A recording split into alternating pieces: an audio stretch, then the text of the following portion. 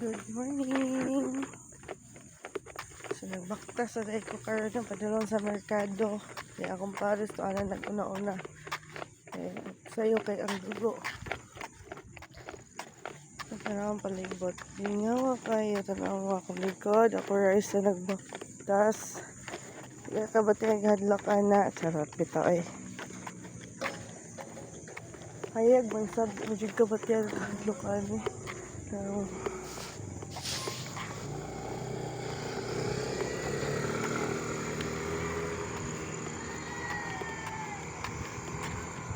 Muna ang slaughterhouse. Diha-ihawot na mga hayop guys.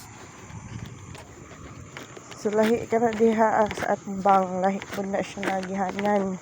Continue na siya padulong silangan. Di ka kamakon na ikaw na isa baktas. Pero ikaw nga anad na di ka madlock diba? As long as nalay suga. Go Alvan.